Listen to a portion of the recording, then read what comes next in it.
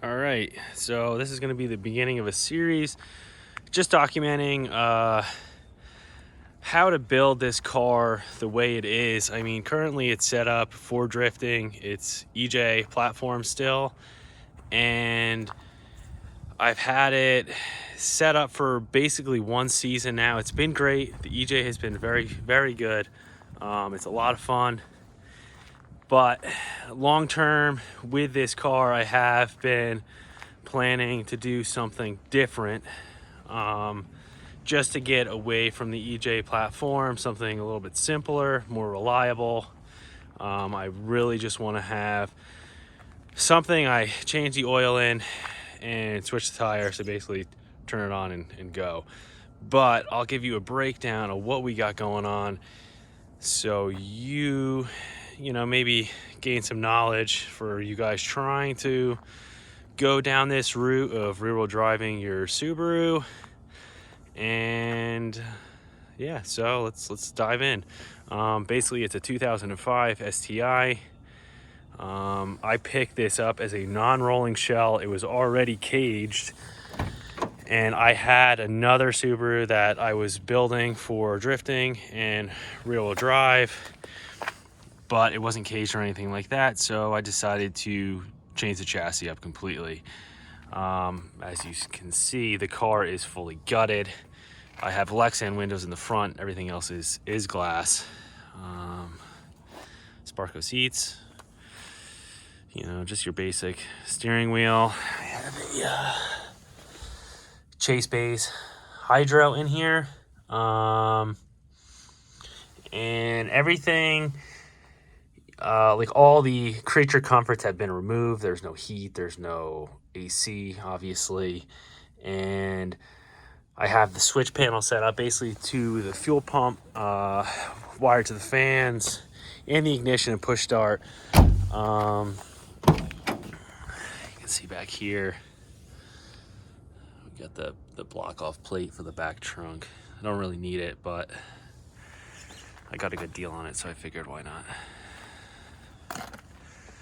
Here's the cage. I love the cage because it's actually really, really tight on the ceiling. And I've been in other cars where it's kind of like in your face or too low. But whoever did the cage, they did a really, really good job.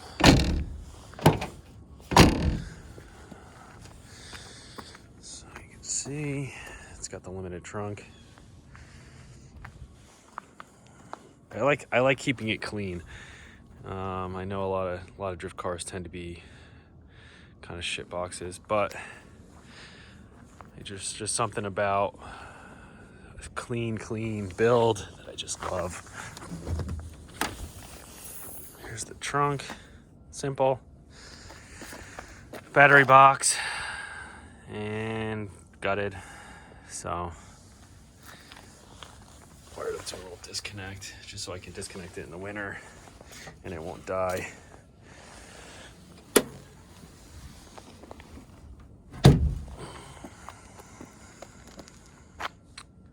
Alright.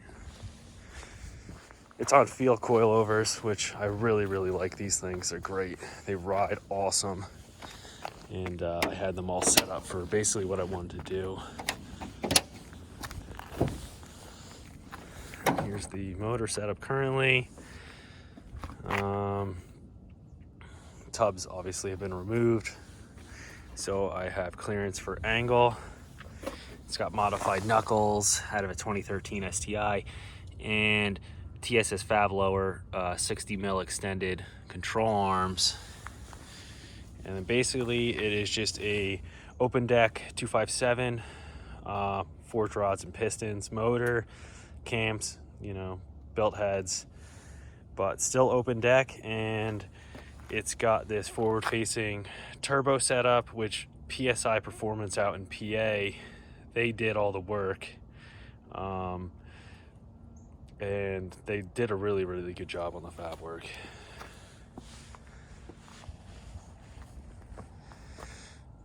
I built the bash bar for the front. It's pretty cool. It wraps all the way around, just to give you a little bit extra protection in case you bump into anything. Protect the core, protect the front end. because you just never really know. One day it's going to happen, and who knows. But that's basically it. For this setup for rear-wheel drive, I have a PPG spool in the diff, or in the center diff, and I'm running a PPG 1-to-1 transfer gear, upgraded transfer gear. I found a pretty good deal online. Somebody had been selling them used, so I picked it up rather than going the welded route. And the trans in this car is actually out of a 2013 STI. I wanted something a little bit lower miles and just newer in general, longer gears than a 2005. It's got a aluminum drive shaft shop, one-piece drive shaft underneath, and it's pretty freaking clean. It's the shell actually only has like 55,000 miles on it. And I had the rear diff welded, so they welded up the limited slip for me. And I'm running stock axles, which have been actually really good, surprisingly. I haven't broken any stock axles this whole season. I made a dual caliper setup for this car, which works good. The only thing is you lose your parking brake, which for a dedicated drift car isn't a big deal. It's just if it was a daily, I could see some issues with that. Just keeping pressure on the trans all the time, and it just becomes a nuisance. But the car is a blast to drive. I have 3 map settings, basically a 14-pound map, 18.5, and then 21, ranging from 420 on low boost to over 500 on the 21-pound map.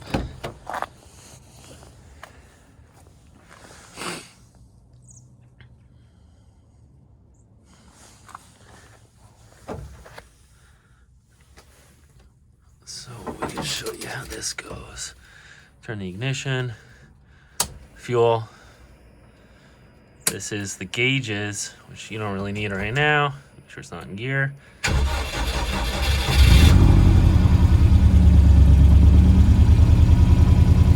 Purrs.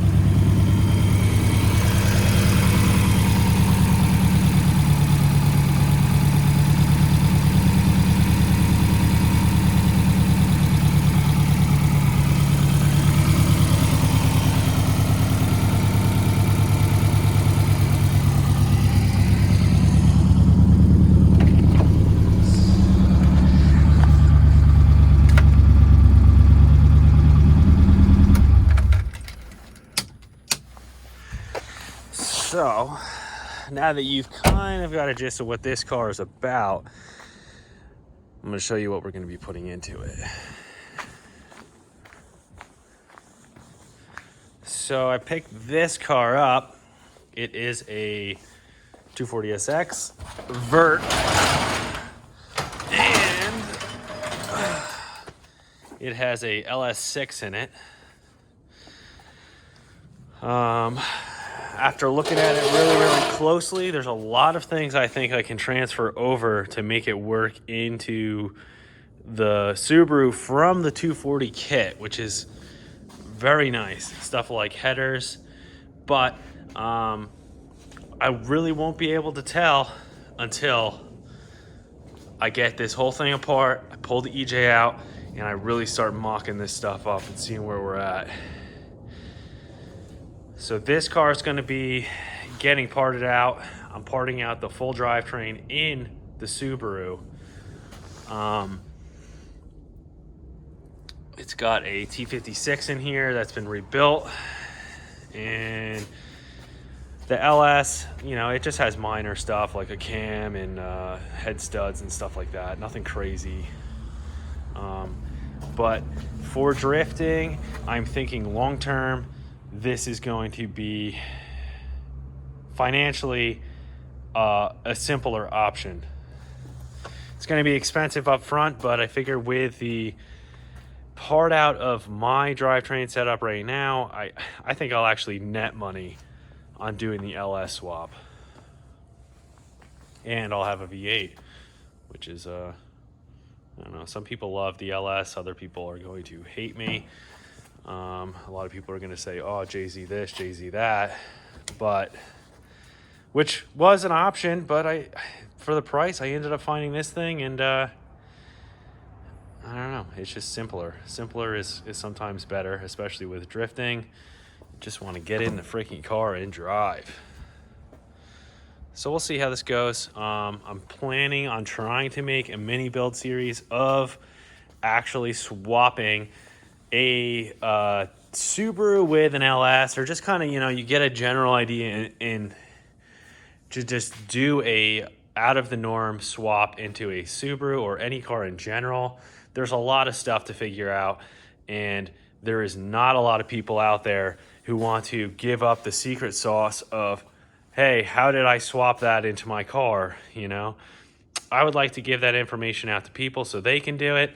I think the Subaru is a great looking car, but long term lacks reliability.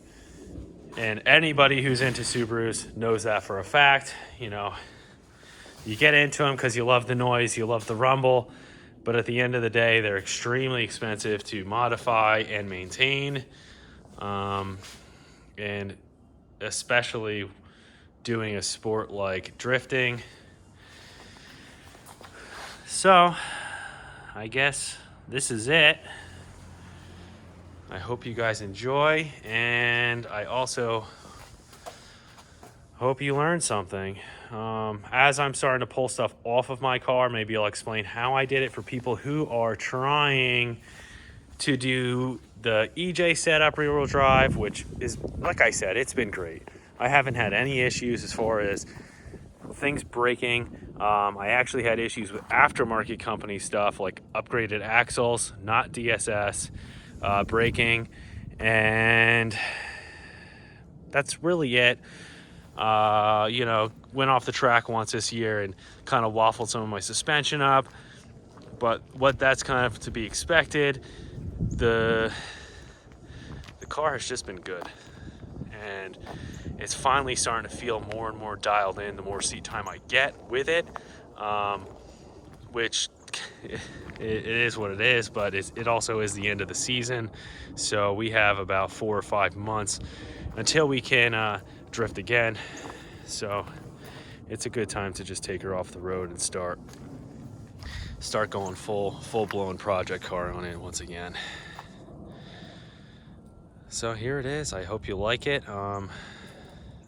Pretty cool. And follow. All right, talk to you guys later. Bye.